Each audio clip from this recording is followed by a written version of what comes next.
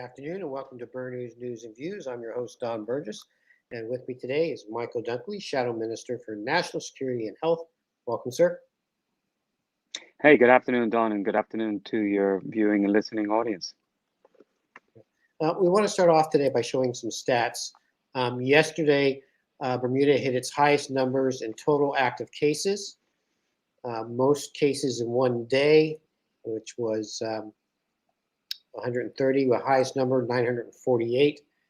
The most, you see the 130 there from last Wednesday, the most people in ICU, and the most hospitalizations. So 43 people, which breaks the record, and 10 people in ICU.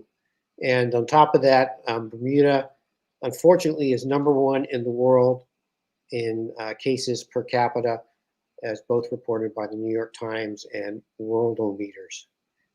Mr. Dunkley, what's your reflection on this? Well, thank you for putting those graphics up there once again for people to see. They really show an alarming trend when you see the case numbers have skyrocketed like they have. I mean, just 7-8 weeks ago, we were reflecting on how well we were doing with COVID. I think at one point in July, there were about only 4 active cases, but we've seen in 6.5, 7 weeks, we've seen the number of weekly cases climb an alarming level. And just in the past 2 weeks, we've seen the hospital go from 0 to over 40 in a very quick minute. And that is very concerning and it's very unfortunate. And Don, when you put that up against the side that the government has seemed to gone very quiet through this period, they seem to be caught off guard by the 4 spike. They've failed to communicate and provide timely updates. It's like the Premier and his colleagues have gone in hiding, or they just don't know what to do. It's very concerning. This is the 4 spike. It makes the first, second, and third together pale in comparison. And at this point in time, unless we take some action, we'll see this alarming increase in cases and hospitalizations, and we can't do that. Last Friday in the House of Assembly, the Honorable Premier did give a statement in regards to the way forward through this pandemic. Those are my words, not the title of the statement. We took the opportunity to question the Premier on how close we were for further restrictions coming in place in light of the alarming rise in cases and the alarming rise in hospitalizations. Don, we need to understand, the people of Bermuda need to understand that this is a collective and personal responsibility for all of us. Our healthcare workers are stressed. The hospital is creaking because of the demand for its services. We are losing our fellow citizens through death. People are becoming severely ill from COVID. Enough's enough, and we have to take action, and people need to get back to doing the right thing. Yeah, I think we have some photos. The hospital put up a couple of tents recently to help deal with some of the overflow crisis that they're having. You know, we saw that the tent up there when we first had the first COVID outbreak, and they didn't really need to use it, but now they have it up, and to me that's like a sobering picture for all the public to see. Well, it is a sobering picture, but a picture's 1,000 words. But if people don't see the picture, or people don't drive by the hospital, they can come numb to these things.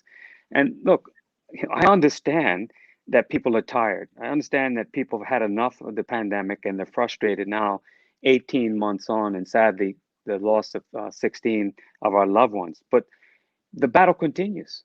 This pandemic, every time we loosen our control over our personal responsibility, every time we stop and don't pay attention to what's important through this, it picks back up and infects every sector of our community. And so when you hear of businesses having to close, when you hear of people in the hospital, when you hear of services being impacted, the pandemic now is in every corner of our island, from one end of the island to the other. So the conversation shouldn't about who's going to be impacted. The conversation should be about, guys, we need to pick up our game again.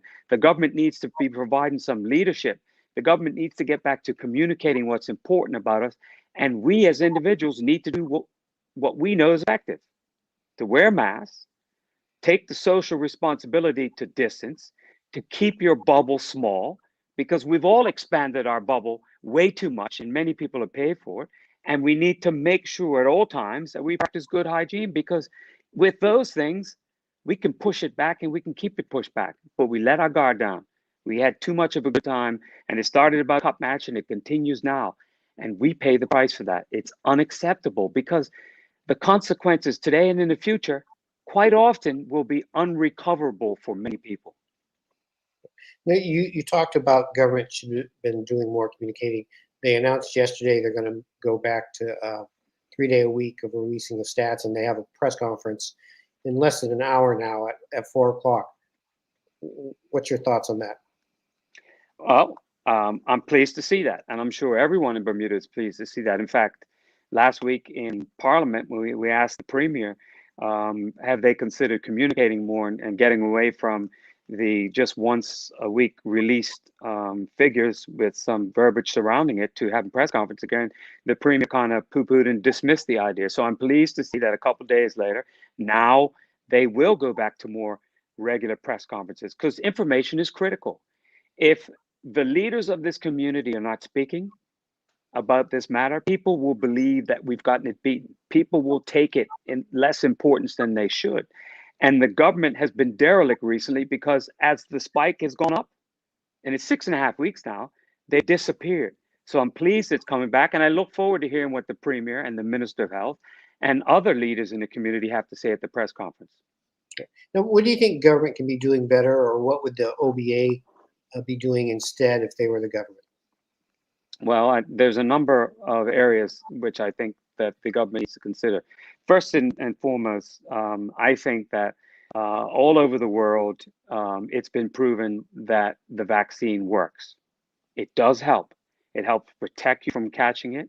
And it helps also, if you catch it, to make the symptoms much less severe. And now that the CDC has approved it, I would hope that the government would consider mandates for vaccines for people who are on the front line, such as healthcare workers, such as teachers, such as those in the civil service. Vaccines are very important, and in many countries, the stats show it very clearly, and I think Bermuda also backs that up. So with a vaccine that helps, many people should really consider the opportunity to have the vaccine. And I think to a great extent, we as a community and the government has dropped the ball on this, because through the early period of availability for the vaccines, government was quite aggressive. There were community announcements and things like that. But in the last 2 months or 3 months, Dawn, it's disappeared. And if you're going to convince people to do something that they are apprehensive about, or they don't know enough about, or they have a different position on something, you have to continue to keep persuading them that it's the right thing to do. And at this point in time, if the government feels so strongly about the vaccines, as they have said they have, and unless their positions change, they need to pick up the game. And they need to launch a campaign to make sure that people understand the importance of it, and they need to make decisions to ensure that our vaccinated numbers increase. Secondly, and moving on down the list, with the spike going on, I think that we need to make sure that reinforce mask mandates throughout the community. People have become somewhat lackadaisical about it. People have stopped wearing their mask when it's critical to do these type of things, and we need to pick up our game in that regard. Because we're in such a difficult period at the present time, with 1,000 active cases, and I don't see this spike ending in the next couple of days. It's probably going to go on for at least another 10 days, 2 weeks. I think that the government needs to continue to look at a curfew and implement a curfew for a period through the nighttime, because we need to make sure that gathering sizes don't get out of control and that people don't gather late at night and spread the virus throughout the community. That's what's happened. Even with the advent of SafeKey hasn't prevented the virus spreading to any great deal, as far as I can see from the figures. And maybe the government can shed some more information on this. I always said that SafeKey was unfair and inequitable because it only made the customer take it. It didn't make sure that everybody had to take it. So if government wants to make it fair and equitable and they believe it's appropriate, then they should ask people. All people should get SafeKey, because if they believe the tool works, it should work for everyone, not just for some people. I think, as I already said, government should relaunch their vaccine initiative. I think government needs to say more about what our vaccine supply is and when we will get a new supply in. And at the same time, government needs to lay out a plan for booster shots, which will be happening throughout the world on coming up in the next couple of weeks and next couple of months. And I guess lastly, but probably just as importantly, I think the government needs to make sure that all those frontline workers, especially the ones in the hospital, the ones who are working through all our testing facilities, and all those frontline healthcare workers get the support they need. I can't imagine, Don, the struggles that they are going through now with this fourth spike. And I have to believe, knowing a little bit about how I know organizations run and how businesses run and how you get things done, I have to believe at this point they're struggling to meet the responsibilities, the owner's responsibilities they have. So we need to support them and make sure they can get their job done. And we need to increase our testing capacity. It's a fact that testing is struggling now because government has made some changes to it, and they've offered for the private lab to help out wherever they can, but we need to increase our testing capacity. And as I say that, I reflect back on almost a year ago now, when the election, we're in the midst of the election, which took place on October 1st last year. We're in the government platform, the PLP platform at that time. They said, protect against a second wave of coronavirus by expanding our testing capacity while creating a new testing lab at the Bermuda College. Well, we're in the fourth wave, so I don't know how they protected against the second wave. Well, I know a lot of people who are having to take the PCR test have shared with me that, they're frustrated at the testing schedule because in town, it's from 10 to 3, and you're looking at booking a week in advance to try to get an appointment. And I asked the government last week, and the response was, well, there's spots available at Dockyard and Penrose Wharf at St. George's. But the people who are in town during the day say, they're not going to spend their whole lunch hour trying to go down to St. George's or Dockyard to take a PCR test. Well, that's understandable. To me, it's not really acceptable, because if you're concerned about what's going on, if you don't feel well, you need to get a test. And that's why I sent a message to Minister Wilson a couple of days ago that there are tests that Public Health England is giving out in the UK, which can be administered by an individual, which gives them an indication if they have COVID or not. And if that test is positive, then they can go get a PCR test in itself. We need to increase our capacity, and we need to have more ways that people can be tested. Because if people have a little sniffle, they should not go to work. But you need to make sure that it, in fact, is actually COVID, because I have no idea of the numbers of people that are in isolation or in quarantine now, but it's got to be in the thousands. And this island cannot keep running that way. Everybody's stressed and everybody's stretched, and it's not acceptable. And I understand that the government is facing the brunt of it, and they've been in this battle for 18 months. But with leadership comes responsibility. And with leadership, you can't make excuses, because people want action. We put a lot of this on government, but last week you penned a piece saying, what can I or what can the public do to stop this? How much does each individual have a responsibility to look out for the others in the community? No, Don, you hit the nail on the head. We have a great responsibility for that, because if I and you and those watching and listening this interview today, if we take personal responsibility and protect ourselves, by protecting ourselves, we're also protecting those around us. I am doing my best to protect myself and protect those around us by keeping my bubble small, by wearing the mask, by personal hygiene, by social distancing. I wake up in the morning, I exercise, I go to work, I come home, I go to sleep, I do the same thing the next day. And at work, I'm constantly wearing my mask and talking to those around me. about, look, we can work without getting too close to each other, and we need to wear a mask and do these type of things. For 18 months, people have been doing that. And we can't feel we're in a better position because in July we had 4 active cases, because it comes back and bites you.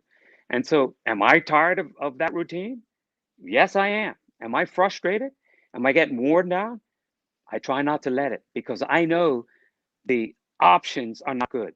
If I let it get to me, if I let my guard down, it could be me, it could be my family, it could be the people around me. And we should do everything we can. But sadly, Don, there are people in the community who just believe that they can't catch the virus, that they're strong enough, their immune systems are strong enough. Well, you know, if the Lord has graced somebody that way, good on them. But they have a responsibility to make sure not only if they believe they're protected, they protect everyone around them. And that's the key here today. And I would hope the Premier and colleagues continue to talk to people about the importance of what is expected. Continue to give information about where we stand and what the impacts are. Continue to give real-time information of just how stressed we are at the hospital, in the testing sites, in the laboratory, that type of thing, because then people will have an understanding. Wait a second, I can do better. I might be working at home in the comfort of my house, where I go to the fridge and I can make myself a sandwich and I come back to work again, or I can go for a walk, or I can play golf, or I can go out on the boat. But I still have a responsibility to think about those who are struggling. And that's where we are today. And remember, it's easy to talk about it, but actions create the real responsibility. We've never faced this in our lifetime. And over again, it comes back to bite us. You would think we would learn from it. Now we need to take that personal responsibility. And I'll keep calling people out, and people who get frustrated or upset because me and others speak like that, I understand that. But pay attention to the message, because we're still in the woods and the future looks bleak unless we change the way we act. One of the outcries from the public is they're not seeing any consequences in the court system to people's bad behaviors. And we all know the wheels of justice sometimes turns very slowly. Do you feel this is a problem? Why or why not? Of course, it's a problem. The opposition, the OBA, we've talked about it for months now. And when the laws were changed in recent session of House, I can't look at my notes now in front of me to tell you exactly when we had that debate. The government passed legislation to allow for penalties, and I wonder why these penalties haven't taken place. Now, it's great to see that the authorities were out over the weekend to make sure people are following the proper restrictions and safe key and all that type of stuff, but that's a little bit late. You know, we're 6.5 weeks into this spike, a spike that's taken off like all the rockets that private individuals are launching throughout the world nowadays. And there has to be consequences for those who break the law. I know for a fact there are people going out when they shouldn't into public places, restaurants and bars and stuff, without safe key. And we need to do better than that. And that's just totally unacceptable. And one reason why my bubble will stay small, because I can control my actions, but I can't control other people's actions. We can talk about it, but you can't control it. Now, also along with that, government announced an increase in health premiums per month. How much an impact has COVID had on the rising healthcare costs? Well, Don, in my view, I believe the impact at this time is minimal. Why? Because while we've been going through COVID for 18 months, the trickle down of the expense of COVID, and it is severe. Just look at the number of people been in hospital. Look at the number of people who've gone for treatment. We have 1,000 active cases now, and I don't know how many thousands of people have had COVID, but the trickle down will take some time. I think you'll start to see that next year and the year after that. So the increases in healthcare that were tabled last week by the Honorable Minister Kim Wilson in the House of Assembly, where there's a 13% increase for those with their own private insurance through their employers, and I believe about a 6.5% increase for those in future care and HIP, is alarming. Alarming on a number of fronts. One is that when we look at health premiums, we normally do that earlier in the year, so they're coming late. Alarming because, again, we have a double-digit increase. Alarming because we have less people paying into healthcare. The minister did say in the statement where the legislation was tabled that 2 years ago, there were 49,000 people in paying into health insurance in Bermuda. And now that number has dropped to $46,000 in those 2 years. So that's significant in itself, because if less people are paying into pool, then those less people have to pay more to pay into the pool. So we took an opportunity to ask the minister questions, and we'll do more of that when we debate it in 10 days time.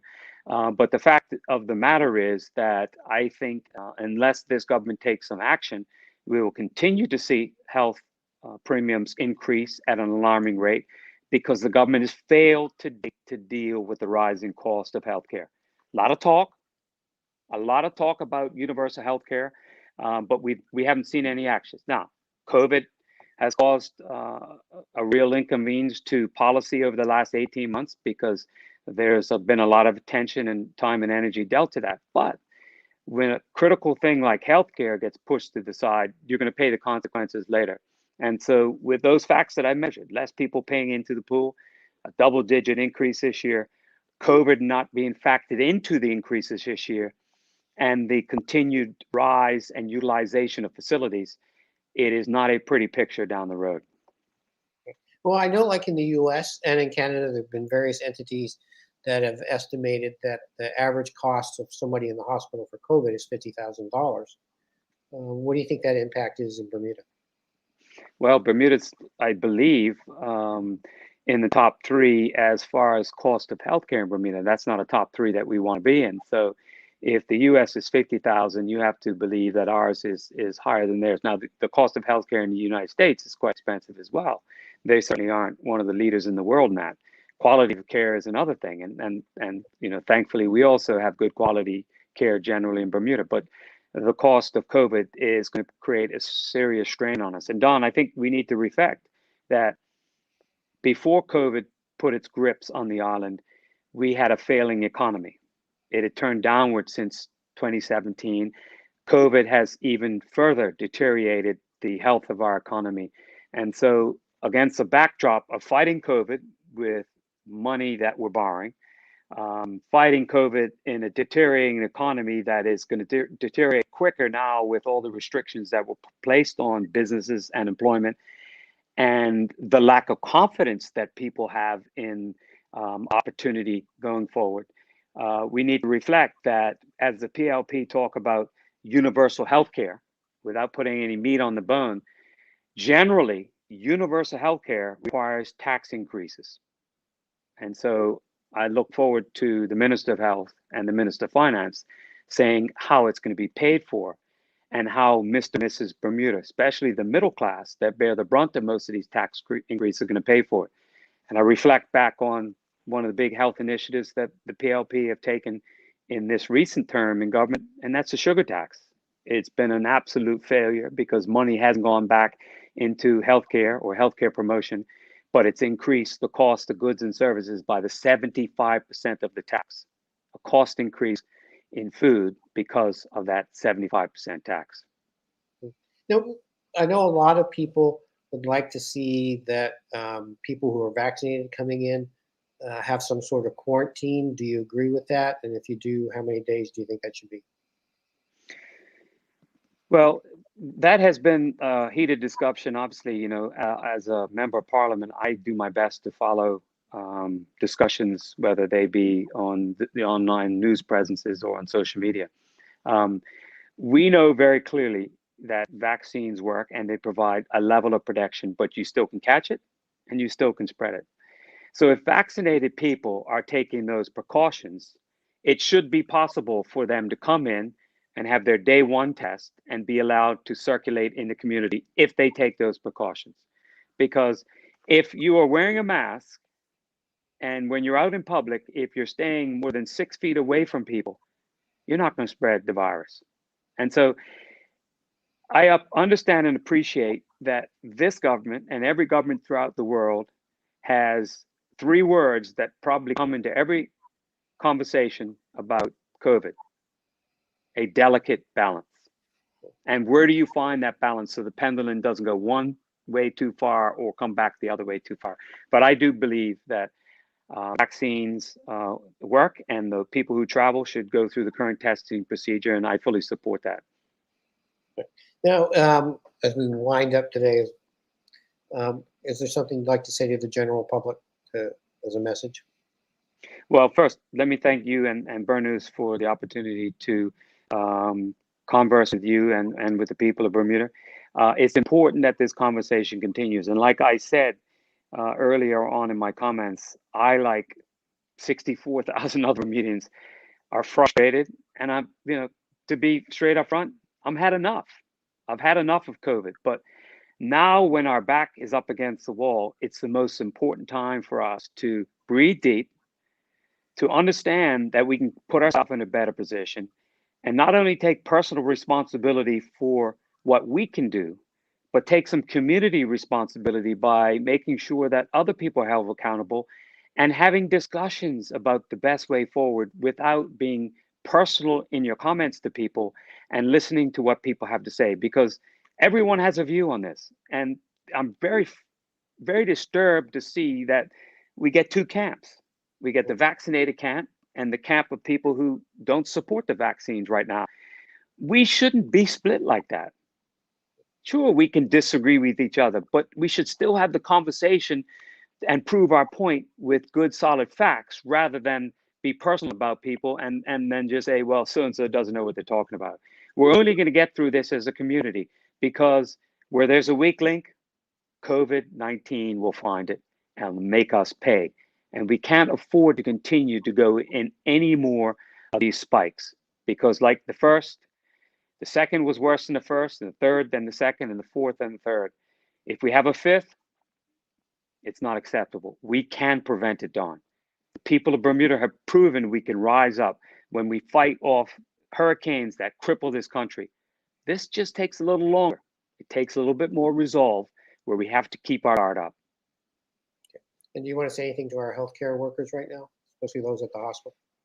I'd like to say a big thank you. You can't thank them enough. And when I have the opportunity to cross paths with them, I say 3 words again: I appreciate you, because they're living this for 18 months. They go to work, they go home, probably sleep restlessly, don't get the rest that they require, probably not getting the nutrition and the downtime that they required.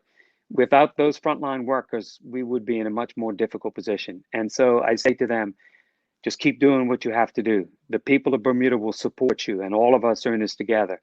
Stay safe, stay healthy, and do what you can to protect yourself and everyone around you. Bermuda, we've beaten things before, and we're going to beat this thing again. All right. Thank you, Michael Dunkley, Shadow Minister for National Security and Health. We appreciate your time this afternoon. Yeah, appreciate you. Stay healthy. Thank you.